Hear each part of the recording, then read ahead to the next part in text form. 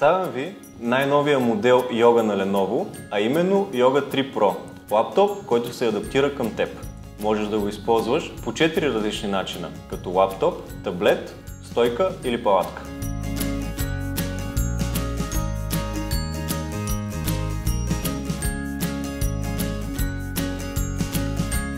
Lenovo Yoga 3 Pro е с изтънен дизайн.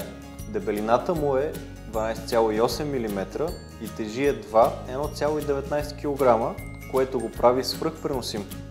Екранът на модела е с IPS технология и разполага с QHD+ разделителна способност. Това са 3200 по 1800 пиксела, които ти предоставят идеално гладка и ясна картина с наситени цветове и широк ъгъл на виждане.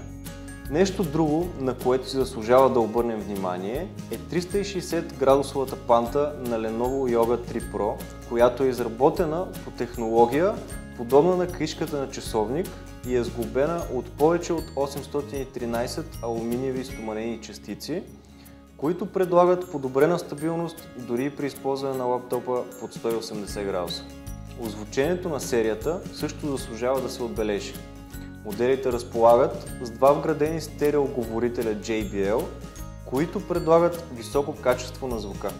Серията Lenovo Yoga 3 Pro разполага с най-новият енергоспестяващ процесор на Intel Core M70 с тактова честота до 2,6 ГHz и едва 4,5 W консумация на енергия, която ти гарантира минимално загряване, без да намалява производителността.